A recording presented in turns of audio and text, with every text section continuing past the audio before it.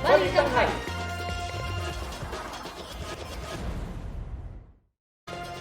68. Ito po ang huling bilang ng mga namatay sa pagguho ng lupa sa barangay Masara, Maco, Davao de Oro.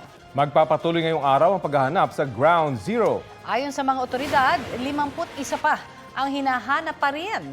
Tinatayang mahigit 1,000 pamilya ang nasa iba't ibang evacuation centers ngayon mula sa 4 na barangay na malapit sa pinangyarihan ng landslide. Naghahanap na ng ligtas na lugar ang lokal na pamahalaan para gawing relocation site ng mga apektadong residente, partikular ang mga taga-barangay Masara. Hinihintay rin ang hudyat mula sa Mines and Geosciences Bureau para makabalik na sa kanilang tahanan ang ilan pang evacuee.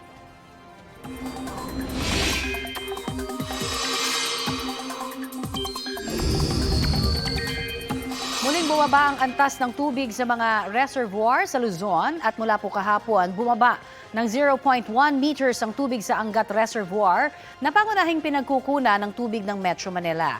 Naitala sa 208.82 meters ang water level dyan ngayong araw.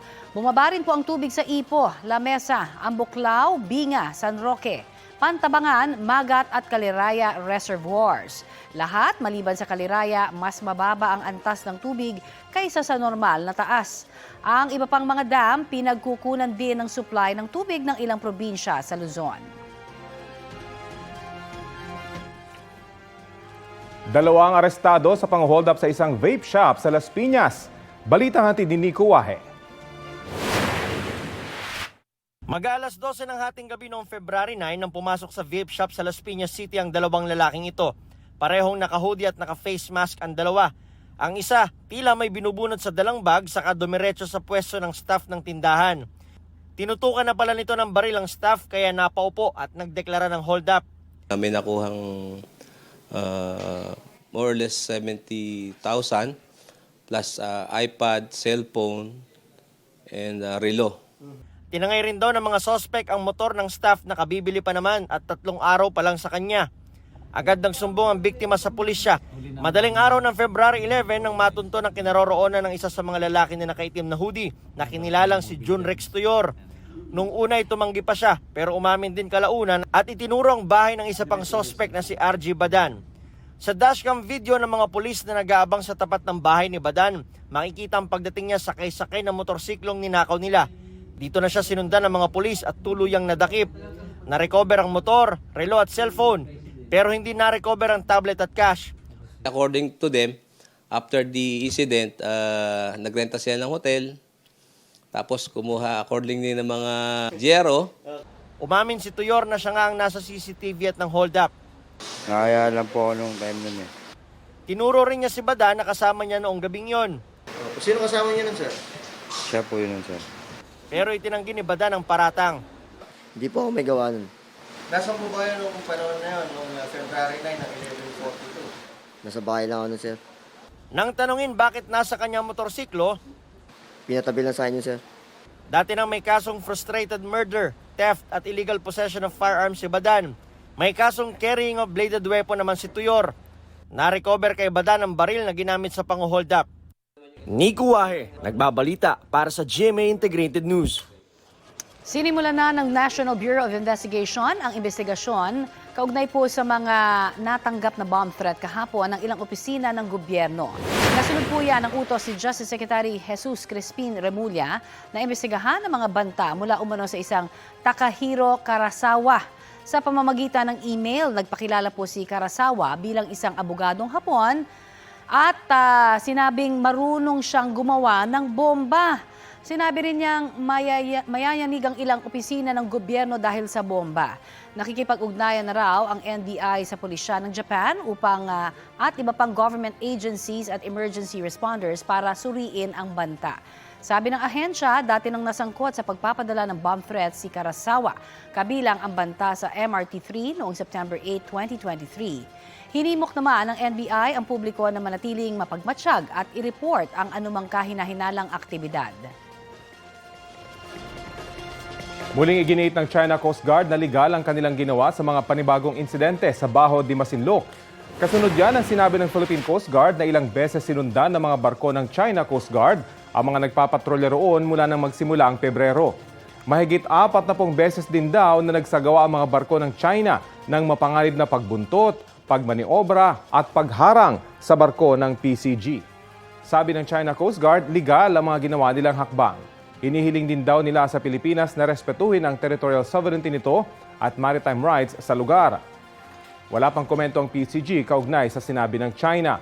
Pero una nilang sinabing patuloy nilang binabantayan ang lugar, maging ang kaligtasan ng mga mangingisdang Pilipino roon. Ang Bao de Masinloc o Scarborough Shoal ay pasok sa 200 nautical mile exclusive economic zone ng Pilipinas. Patong-patong na reklamo ang kakaharapin ng inang natunton na nag-abandona raw ng kanyang sanggol sa isang gasolinahan sa Quezon City. Damay rin po sa asunto ang kanyang mga magulang. Balitang hatid ni Bam Alegre. Matapos ang ilang araw na pagtutok sa mga CCTV footage, na backtrack ng pulisya ang pagkakakilanlan ng ina ng inabandonang sanggol sa isang gasolinahan sa Kalayaan Avenue, Quezon City noong Biyernes. Natunto ng pulisya kung saan siya nakatira. Nag-conduct tayo ng hot pursuit operation. Nagresulta sa pagkaka-aresto ng 3 suspect, 2 babae saka isang lalaki. So na-aresto po natin sila sa mismong kanilang bahay, particularly sa Antipolo, Rizal. Kasama ang Children and Women's Desk ng istasyon, pinaliwanagan ng mga suspect ng kanilang karapatan at inimbitahan sa presinto para sa investigasyon. Dinala rin sa presinto ang 2 niyang kasama noong araw na yon ng mga magulang pala niya. Kusa naman silang sumama pero tumanggi silang magbigay ng pahayag sa pulisya. Sa CCTV footage, naplakahan ng gamit nilang sasakyan at napag-alaman na pag-aari ito ng tatay ng babaeng nag-iwan sa sanggol. Bago maaresto, nakunan sa CCTV footage ang isang buntis na babae na naki-CR sa gasolinahan pero nanganak na pala sa loob. Inabandona niya ang sanggol hanggang madiskubre ng sumunod na gumamit ng banyo. Hindi agad na lamang may sanggol dahil may tissue sa bibig para hindi marinig ang iyak. Maharap sa patong-patong na kaso ang ina ng sanggol maging ang kanyang mga magulang. Ngayon po, kumakaharap po sila sa kasong Article 276 ng Revised Penal Code in relation to Republic Act 7610. At the same time, ay kakasuhan din po natin sila ng frustrated infanticide. Nananawagan po sa ating mga kababayan, lalo na po sa mga nagkakaroon ng problema lalo sa ganitong sitwasyon po. Hindi po dapat ginagawa itong insidente, hindi po natin dapat iniiwan ang ating ang isang bata. Kasi po maaari po kayong makasuhan. Ligtas naman ng sanggol sa ngayon na nasa pangangalaga ng DSWD. Bam Alegre, nagbabalita para sa GMA Integrated News. Double-double stats para kay Kai Soto sa kanyang laro sa Japan B-League. Nakakuha siya ng 26 points at 11 rebounds para sa panalo ng Yokohama B Corsairs laban sa Shiba Jets 92-85. Yan ang best game ni Kai para sa Yokohama. Dahil sa kanilang panalo, umakyat na ang kanilang team sa 17 wins. Sunod din ang makakalaban ng Kawasaki Brave Thunders sa March 2. Huli kamang pagsalpok ng SUV sa plastic barrier sa Pasay. Ang driver lasing umano. Balitang hatid ni Nico Wahe. Maghahating gabi nang matsyempohan ng aming team ang SUV na ito na pag-ewang-gewang sa Ross Boulevard na sakop ng Pasay City. Sumalpok ito sa mga plastic barrier sa may paanan ng Buendia flyover. Imbes na huminto ay nagdire-diretso pa. Makikitang gumigewang pa rin ang sasakyan at nakaangat na rin ang fender nito sa may kanang gulong. Umabot sa isang nightclub at doon na huminto ang sasakyan at saka bumaba ang driver.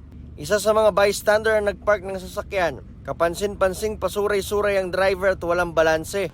Nang tanongin namin kung nakainom ba siya. No. Oo? What did you say? Are you drunk? No. Ilang beses din siyang hiningian ng identification ng mga pulis pero wala siyang mailabas. Sir, do you even have a license? No. You don't have a license? No. Pinusasa na siya kalaunan ng mga pulis. Ayon sa Pasay Traffic and Management Office, posibleng makulong ang driver kapag napatunayang lasing. Mayroon tayong pinatutupad dito na city ordinance na under influence of liquor, may penalty yan at the same time may sa court yan, may kulong. Iba pang kaso kapag wala talaga siyang lisensya. Hinila ang sasakyan at dinala ang driver sa Pasay Traffic para imbestigahan. Nico Wahe, nagbabalita para sa GMA Integrated News. Kinumpirma ng Armed Forces of the Philippines ang pagkamatay ng umano'y utak ng pambobomba sa Mindanao State University noong Disyembre. Ayon sa AFP, napatay si Gaddafi Mimbesao alias Engineer sa isinagawang operasyon ng militar laban sa Daula Islamia Maute Group sa Lanao del Sur noong Enero 25 at 26. Kinumpirma rin po yan ng isang sumukong miyembro ng grupo. Si Gaddafi Mimbesa rin ang itinuturong leader ng grupo. 4 ang nasawi at habang mahigit 4 na po naman ang sugatan sa pambobomba sa Dimaporo Gymnasium sa MSU Marawi Campus. Ipinasara ng Department of Migrant Workers ang isang immigration consultancy office sa Makati City na iligal umanong nagre-recruit ng mga Pilipino papuntang Poland. Balitang hatid ni Oscar Oida. BMW implements this order of closure. Okay? Wala nang nagawa ang mga tauhan ng Immigration Consultancy Office na ito sa Makati nang isyuan ito ng closure order ng Department of Migrant Workers. Ayon sa DMW, illegal umano nagre-recruit ng manggagawa dito sa Pilipinas ang naturang tanggapan para ipadala sa Poland. Human trafficking Nagpapalabas ng mga worker as tourist, walang OEC, hindi dumadaan sa DMW, and then after that, hindi natin alam kung kaninong employer mapupunta. Ang umano'y questionableng operasyon ng kumpanya, itinimbre raw ng Migrant Workers Office sa Prague. Apparently, they have a branch office in, the main office of the company is in Poland. It also operates in Eastern Europe. So nagpapa-accredit daw ito ng mga workers, ng mga job order. Nagsosource sila ng mga document ng mga worker and then pinapalipad either as tourist or either as a tourist or a student visa. Papupuntahin nila doon with the promise na makakapag-work naman sila doon. Ayon pa sa DMW, di raw biro ang sinisingil na processing fee ng nasabing kumpanya.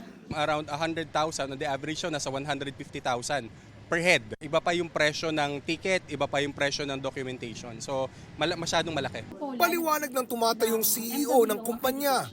Balak naman daw sana talaga niyang isaayos ang kinakailangang lisensya para makapag-operate ng legal. Pero kinulang daw sila sa kapital. Siyempre hindi pa ako makaano sa POEA or DMW kasi kailangan pa ng 5 million, mga 6 million. Ayon sa DMW, nakaharap ang mga opisyal ng kumpanya sa kasong illegal recruitment committed by a syndicate na may kaparusahan na panghabang buhay na pagkakakulong at multang mula 2 milyon hanggang 5 milyong piso.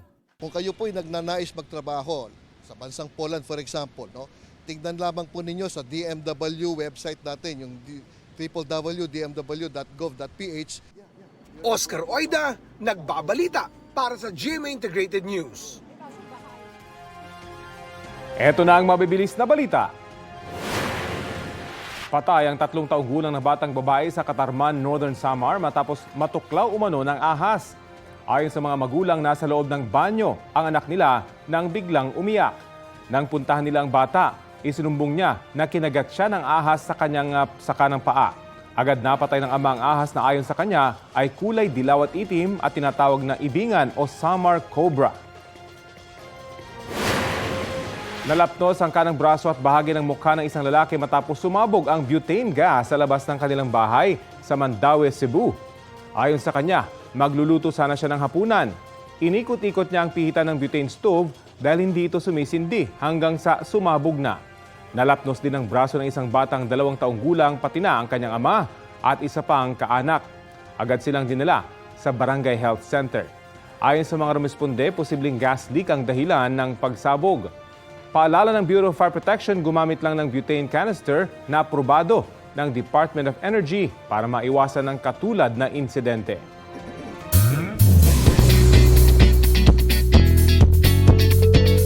Happy Tuesday mga mare at pare! Nagbabala ulit ang GMA Entertainment Group laban sa mga peking audition sa social media para sa Encantadia Chronicles Sangre. Ginagamit ng online scammers ang pangalan ng GMA Network para makakuha ng pera, personal na impormasyon at mga litrato mula sa mga biktima nito. Kaya muling paalala ng GMA Network Group, Entertainment Group pala, Wala pong auditions para sa upcoming series. Lahat ng lehitimong updates tungkol sa inaabangang Kapuso Telefantasia ipinopost sa official at verified social media accounts ng GMA Network.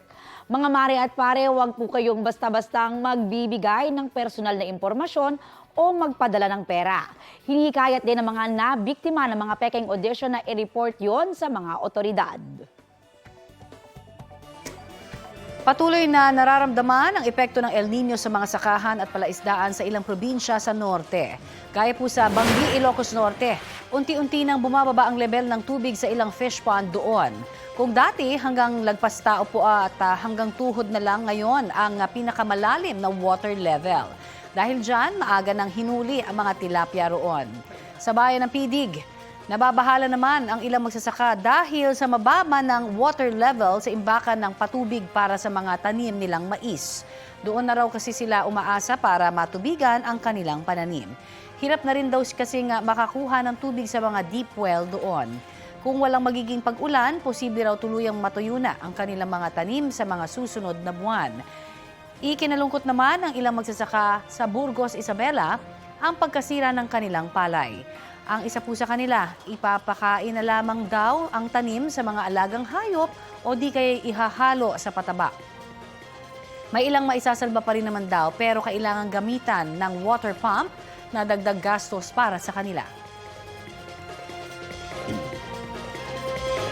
Kaugnay po ng balitang yan, pati ang pagbaba ng antas ng tubig sa ilang dam sa Luzon, kausapin natin ang Pag-asa. Nakasalang po sa Balitang Hali si Climate Monitoring and Prediction Section Chief Ana Solis. Magandang umaga at welcome po sa Balitang Hali. Yes, good morning po. Good morning sa Balitang Hali at sa lahat ng nanonood. Opo, yun pong patuloy na pagbaba ng level ng tubig ng mga dam. Senyales bang matindi na talaga yung epekto ng El Nino?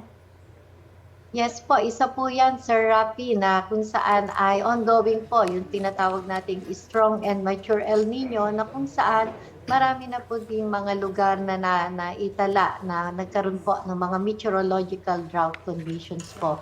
So actually since October po. Sa inyo pong prediction, gaano kabilis yung pagbaba ng level ng dam natin? Sa ngayon po ay depende naman po yon sa mga paggamit ng ating mga multipurpose dam. Kaya lang po meron po mga bumababa mga around mga 1 since February, kagaya po ng Angat is more than 1.8 meters yung ibinaba ng ating Angat. And yung other po din na mga dams natin ay patuloy din po na bumababa. So kung magtitipid yung ating mga kababayan, mas babagal yung pagbaba. Sa tingin niyo, posible bang umabot sa critical level yung tubig sa mga dam? Kakayanin ba nitong mag-supply pa ng tubig sa mga irigasyon? Well, sa ngayon po kasi, Sir Rafi, ayon po dun sa Department of Agriculture sa ating mga pag-ugnayan sa kanila. So, ngayon po ay harvest time ng wet na dry season cropping. So, meaning po hindi naman po nangangailangan ng mga raming irigasyon ng ating mga pananim dahil harvest time po, harvest season po ng dry season cropping natin. And mag-i-start po yung ating wet season cropping. So, mag-prepare pa naman po yung ating yung land preparation pa ng ating mga magsasaka. Speaking of preparation, ano ho pa ang mga dapat paghandaan ngayong may El Nino tapos malapit na rin ho ang tag-init? Sir, sa ngayon po, dahil unti-unti na nga pong bumababa ang ating tubig sa iba't ibang mga dams natin, so ngayon po talaga yung panahon na kailangan po natin na magtipid, na wag tutulad or wag gagaya kay Asyong Aksaya dahil kailangan po natin itong mga tubig para at least po, although na ma-manage po ng ating mga water and dam operators ang ating mga katubigan, but then kailangan din po ng tulong ng ating mga mamamayan. Alright, pero may mga nakikita na ho ba kayong indikasyon na malapit na ring matapos ang amihan season? Sa ngayon po ay meron pa rin mga bugso ng amihan. So nandiyan pa rin po yung tinatawag nating Northeast Monsoon. So usually po nag-e-end po yan mga at least first week or second week ng March. So mga ganun po. So ngayong February, kabuuan, meron pa rin po tayong mga amihan. Although bumubugso or humihina ito. Alright, marami pong salamat sa inyo pong oras na binigay sa Balitang Hali, ma'am. Good afternoon. Yan po naman si Pag-asa Climate Monitoring and Prediction Section Chief Ana Solis. Kita sa CCTV ang isang gwardyang tumatawid sa isang exit gate sa Clark Freeport Zone sa Pampanga nang bigla siyang nasalpok na isang kotse. Tumilapon ng security guard. Humarurot naman papalayo ang itim na sasakyan. Nagpapagaling na ang gwardyang nagtamo ng mga sugat sa ulo at sa katawan. Tukoy na rin ng mga otoridad ang tumakas na driver. Handa raw siyang makipag-areglo. Naaresto na ang suspect sa pagpatay sa isang lalaki sa Pasig nitong Enero. Ang ex-girlfriend ng biktima, itinuturong mastermind sa krimen ang kasalukuyan niyang nobyo dahil daw sa selos. Balitang hatid ni Oscar Oida. Alas 10:30 ng gabi noong January 16, tinambangan malapit sa kanilang bahay sa Barangay Rosario, Pasig City, ang 20 anyos si Christian Azul. Inabangan po sila sa labas po ng bahay habang may kausap po itong biktima. Halos isang buwan matapos ito, nasakote ng Pasig Police SWAT team sa Barangay San Juan sa Taytay Rizal si Piolo Lindungan alias Birador, ang tinuturong bumaril sa biktima. Yung kausap ng biktima natin ay nagbigay ng positibong impormasyon. Yung suspect natin, gunman, saka yung mastermind ay umuwi sa Taytay Rizal. Ayon sa Pasig Police, kasama ng biktima noong gabing tambangan siya ang 15 anyos niyang ex-girlfriend na itatago namin sa pangalang Delia. Tumatayo siya ngayong testigo matapos magbigay ng salaysay sa pulisya. Itinuro ni Delia ang kasalukuyang kinakasama bilang mastermind sa krimen. Nung nalaman ng mastermind natin na nagkikita pa sila, doon nabuo ang plano, Sir Emil, na babarilin nila yung biktima. Base sa salaysay ni Delia, nagkita sila noon para formal lang wakasan ang kanilang relasyon. Pero di raw niya alam na nasundan sila ng kinakasama sakay ng motorsiklo. Angkas daw nito si Birador na wala pang pahayag. Habang ang mastermind na hindi muna namin papangalanan, pinaghahanap pa rin ng mga otoridad. Oscar Oida, nagbabalita para sa GMA Integrated News. Patay po ang 7 buwang gulang na sanggol sa Magsaysay, Davao del Sur matapos umanong ihagis ng kanyang ama.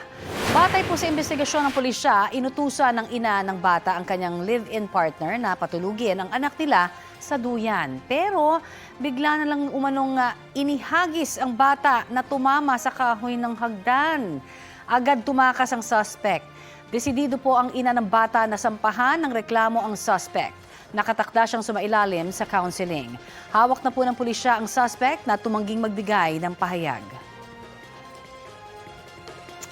Samantala, tuloy po ang paghahanap ng mga otoridad sa mga biktima ng landslide sa Barangay Masara, Maco, Davao de Oro. At live mula sa bayan ng Mawab, may ulat on the spot si Argel Relator ng GMA Regional TV 1 Mindanao. Argel? Connie, eksaktong 1 linggo na mamayang gabi mula na mangyari ang pagguho sa Barangay Masara, nasa 51 pa rin ang patuloy na pinaghahanap. Ang Philippine Coast Guard nagdagdag pa ng 3 batikang search and rescue dogs para makatulong sa pagtunton sa mga natabunan ng landslide, sina Brittany, Ivy at Tifa. Ibiniyahe pa sila mula sa Zamboanga del Sur. Nauna nang idineploy ang SARDOG ng Coast Guard Southeastern Mindanao na si APA na siyang nakatunton sa 3 taong gulang na batang nahukay ng buhay at iba pang mga bangkay. Sa ngayon ay nasa 68 na ang bilang naman na recover na bangkay. 5 sa kanila ang wala pang pagkakakilanlan. Samantala, naghahanap na ngayon ang LGU Maco ng ligtas na lugar na mapagtatayuan ng tent city matapos silang abisuhan ng DepEd na dapat hindi lalagpas ng 15 araw ang pananatili ng evacuees sa mga paaralan. Prioridad umano na mabigyan ng relokasyon ang mga taga-barangay Masara at Barangay Mainit. Hinihintay na lang din ang assessment ng MGB kung ligtas na bang makauwi ang mga lumikas mula sa iba pang barangay. Connie, ngayong araw naman ay nakatakdang maglabas ng desisyon kung retrieval na lang ba ang gagawing operasyon sa Ground Zero. Ibig sabihin, maliit na lang ang tsansa ng mga otoridad o pag-asa nilang may makita pang buhay mula sa gumuhong lupa. Connie. Maraming salamat, Argel Relator ng GMA Regional TV 1 Mindanao.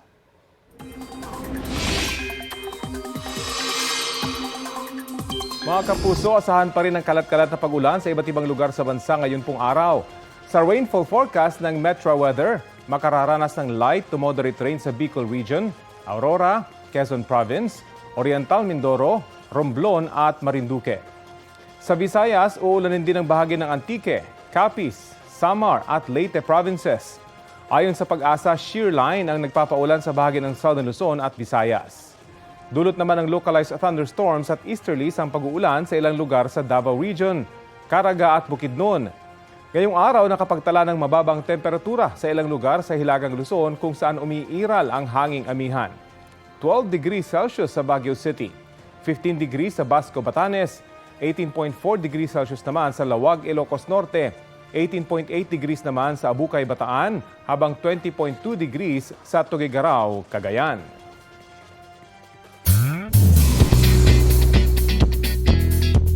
Nagbigay ng pahayag si Tito Boy Abunda tungkol sa recent statement ni Bea Alonzo at Dominic Roque matapos nilang kumpirmahin na hindi natuloy ang kasal nila.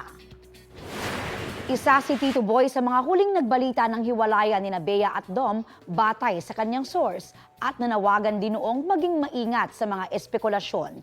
Sabi ni Bea at Dom may mga nagkumpirma ng hiwalayan nila nang wala nilang consent o paalam mula sa kanila. Ang iba lumikha pa raw ng mga walang basehan at maling kwento, kaya nagsalita na sila para sa kanilang peace of mind. May dahilan para mag-react sa statement. Pero I'm not going to do that now. Kasi I realize na people involved in this controversy are going through pain. Masakit maghiwalay, masakit ang mapunta doon sa sitwasyon na yon. Even pain deserves respect at pinipili kong manahimik. Sinabi niya yan kasabay ng kanyang pag-renew ng kontrata sa GMA Network. Present doon sina GMA Chairman Attorney Felipe Gozon, President and CEO Gilberto Duabit Jr., EVP and CFO Felipe Yalong at SVP for Entertainment Group Lilibet Razonable. Dumating din sina GMA SVP Attorney Annette Gozon Valdez at iba pang opisyal ng Kapuso Network. Nagagalak tayo na nag-renew siya sa atin at nakita ko kung anong respeto sa kanya ng mga artista, hindi lamang from GMA, maski sa mga kabilang channels. Nakakagalak naman, no? Nakakapagtaba ng puso kung makikita natin yung ratings. Patunay lang na with Boy, yes, the answer is yes. So we look forward to many more years. Papasalamat tayo kay Boy sa tiwala niya. Napapalapit yung mga artista ng Sparkle sa mga tao kasi nakikita yung kung sino sila talaga, lumalabas yung mga, kung ano yung interesting sa kanila. Yung mga things na hindi alam, napapalabas niya in a way na nakakatuwa. We're very happy with the performance of Fast Talk. We're very, very happy na Kuya Boy is still a Kapuso.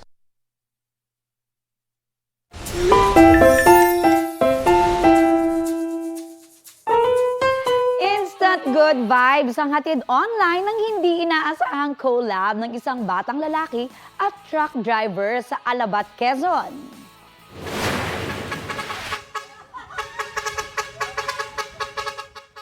Siya ang 3 taong gulang na si Vince Marcos na halos mabali ang bewang habang sinasabayan ang busina ng truck. Kwento ni Tatay Mark, tinawag niya ang anak nang malamang daraan ng truck na minamaneho ng kanyang katrabaho. Sinenyasan niyang bumusina ang driver at ayun na nga, hindi na nagpaawat sa pag-indak ang kanyang anak. Pak! Pak! Trending! Iginiit ni Vice President Sara Duterte na nananatiling maayos ang ugnayan nila ni Pangulong Bongbong Marcos. Oh, we have no problem with each other. President Bongbong Marcos and I are doing good. We are okay in terms of our relationship, both personal and working relationship. Ayon pa kay Vice President Duterte, hindi pa niya nakakausap ang kanyang amang si dating Pangulong Rodrigo Duterte at kapatid na si Davao City Mayor Sebastian Duterte tungkol sa mga pahayag nila laban kay Pangulong Marcos. Wala namang komento ang Vice Presidente nang tanungin tungkol sa ugnayan nila ni First Lady Liza Araneta Marcos. Nasa Malaysia ang Vice Presidente para sa kanyang tungkulin bilang Presidente ng Southeast Asian Ministers of Education Organization. Inaasahang makakapulong niya ang Education Minister at Deputy Prime Minister ng Malaysia. Mabibilis na balita po tayo sa bansa. Arestado ang isang pulis na hinihinalang lasing ng maaksidente sa Lalo, Cagayan. Base sa investigasyon ng pulisya, tinangkang mag-overtake ng sinasakyang mobile ng pulis sa sinusundan nitong sasakyan. Pero hindi nakapagbigay ang kasalubong nitong van dahil may nakaparada sa gilid ng kalsada. Doon na nabangga ng police mobile ang isa pang nakaparadang sasakyan na siya namang bumangga sa isang babaeng senior citizen na nasa gilid noon ng kalsada. Nasawi ang senior citizen. Sugatan naman ng driver at pasahero na parehong pulis. Inaalam na kung bakit nakainom sila habang naka-duty. Naglagak ng piyansa ang driver. Wala siyang pahayag. Patay sa saksak ang isang lalaki sa Lapu-Lapu, Cebu. Ayon sa pulisya, nagkainitan sa gitna ng sayawan ang grupo ng suspect at biktima hanggang sa nasuntok umano ang kapatid ng suspect. Nagkagulo at kumuha raw ng ice pick mula sa kanyang motor ang suspect at sinaksak ang biktima. Gate ng suspect, self-defense ang nangyari. Hawak na ng home care for children ng Lapu-Lapu City ang 16 na taong gulang na suspect. Desidido naman ang ina ng biktima na magsampa ng reklamo laban sa kanya. Hinihintay na lang ng pulisya ang certification mula sa DSWD na magiging batayan sa isa sa pangreklamo sa suspect. Eto naman, bukod po sa kilig, dagdag kabuhayan din ang dalahon ng selebrasyon, di ba? Ng Valentine's Day sa ilan nating mga kapuso. Balitang hatid ni Dano Tingkungko. Mula sa mga promo sa ilang establishmento hanggang sa mga paninda, talagang love is in the air. Dito sa Dangwa sa Maynila, malulula kayo sa dami ng pagpipili ang flower arrangement na mas mahal na kumpara nung nakaraang linggo. Sabi ng ilang tindera, tuwing ganitong okasyon talagang mataas ang kuha nila sa supplier. Ito po talaga ang talagang kinukuhanan ng supply. Kasi syempre, ang flower talaga, lalong-lalo na sa mga babae, syempre masaya pag binibigyan kahit maliit na kahit isang piraso po lang na flower. Iniisip mo, napaka-importante mo. Ang magkasintahang Blessa at Ann, dumayo pa mula Batangas. Iba sa feeling kapag binigyan ka ng flower, lalo na pag fresh, no? Parang makes you feel special. Worth it. Kahit mga 1K. Ayon kay Nestor Castro ng UP Department of Anthropology, hindi tulad ng Pasko, hindi pista opisyal ang Valentine's Day na pag-alala sa pagkamatay ng martir na si Saint Valentine at dinala sa Pilipinas ng mga Amerikano. Pero noon, hindi pa ito tiniting ng negosyo. Nung American colonial period, nauuso na noon yung merong mga Valentine's Day love letters, 40s, 50s. Nauso na yung mga Valentine's cards. Papadala mo yon sa iyong mga nililigawan, sa iyong asawa, sa iyong kasintahan. So ganoon lamang hanggang gradually unti-unti na nag-i-evolve. Mula sa greeting cards, unti-unting pumatok ang iba pang forma ng pagpapakita ng pagmamahal gaya ng pagkain sa labas at pagbibigay ng mga tsokolate, teddy bear at bulaklak. Sa konteksto ngayon, malaki yung talaga na contributory factor, yung peer pressure. Lalong-lalo na sa social media. Kasi nakikita mo, nagpo-post, meron siyang kasamang ka-date. Ikaw, kawawa ka naman. So yung mga ganitong pressure na, kahit man lang sa araw na ito ay meron akong ka-date. Ang modernong pagdiriwang ng Valentine's sinakyan ng mga negosyo, kahit na mga sinaunang paniniwala ng ilang Pinoy tulad ng pagkapit sa gayuma. Dating isa, nagiging 2-3 ang bibili. Ngayon nila daw kailangan.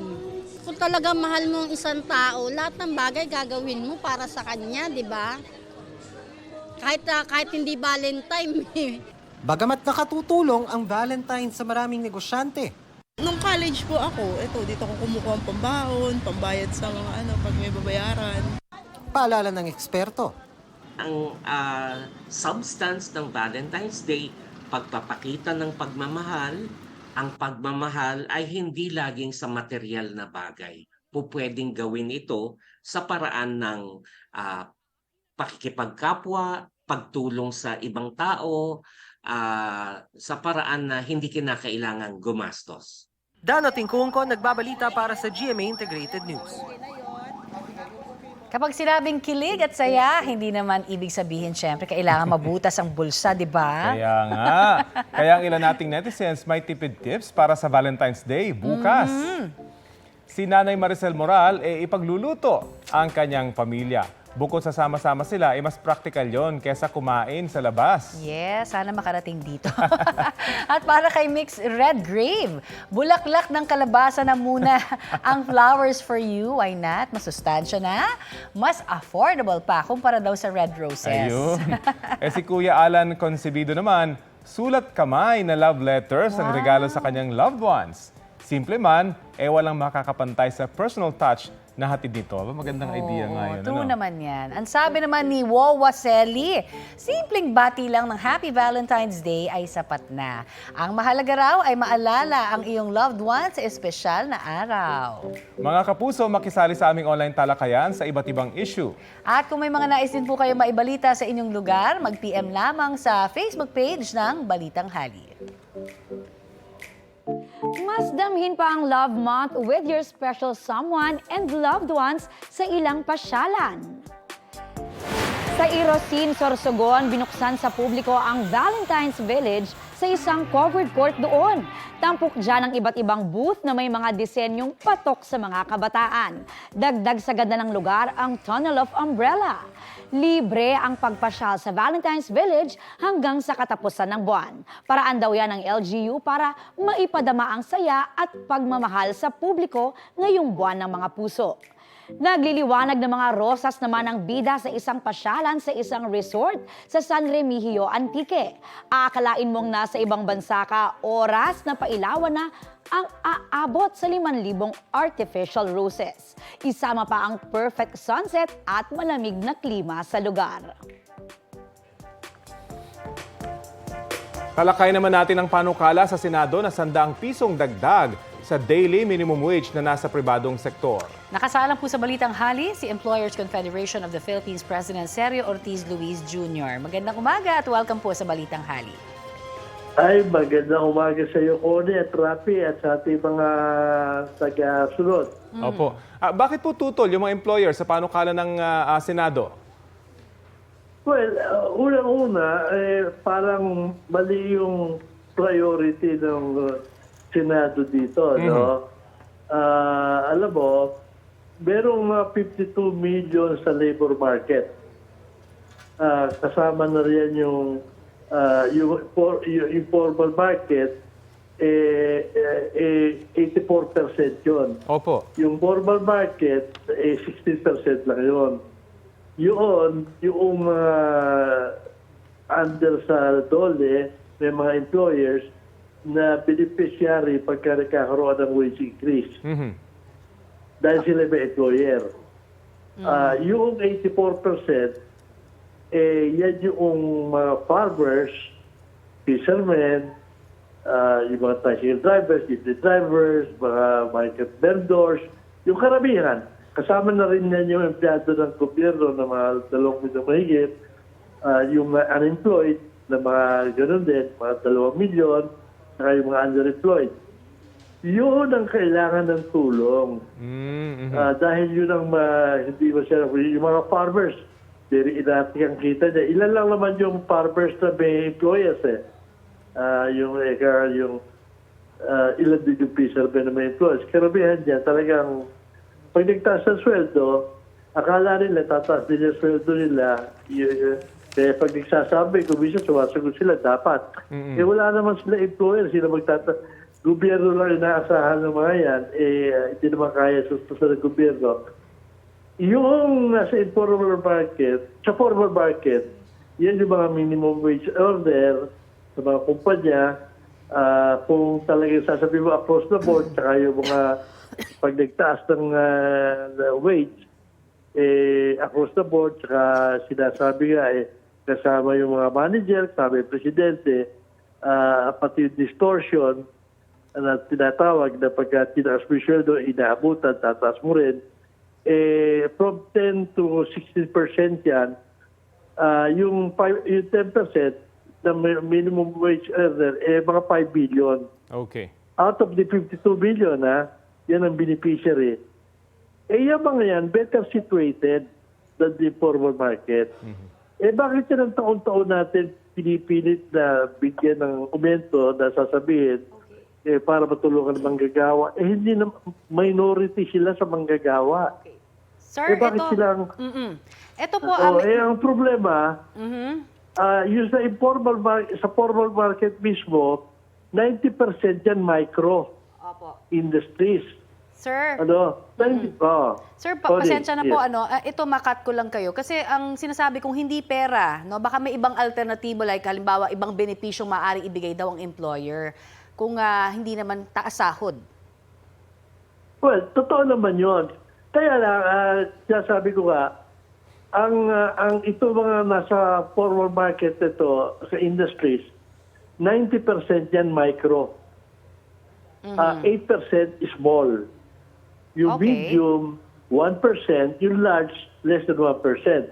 Yung large at medium, no issue yan. Mataas para sa hinihingi na binibigyan yan. At pati yung mga Christmas bonus nga yan, 17 months pa yung iba. Pero kukunti lang yan.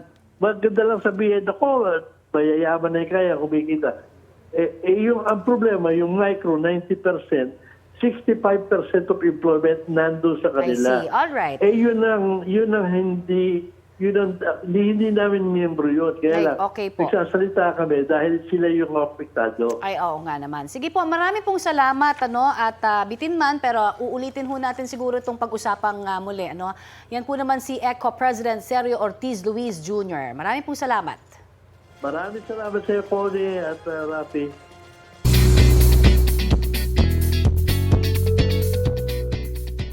Tell me why ain't nothing but a heartache.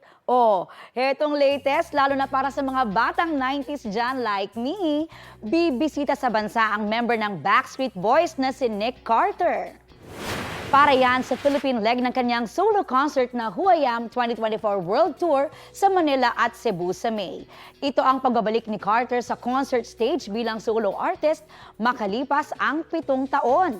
Ilan sa kanyang ipe-perform ang latest singles na Never Break My Heart, Superman at ilang Backstreet Boys favorite.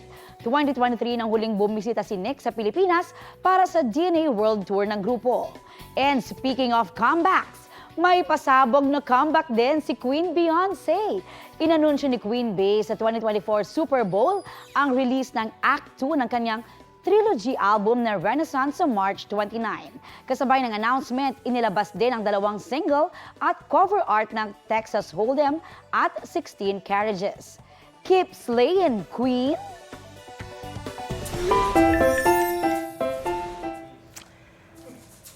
Ito naman, di ba? Isa siguro sa pinakagasgas na pick-up line yung basta driver, sweet lover.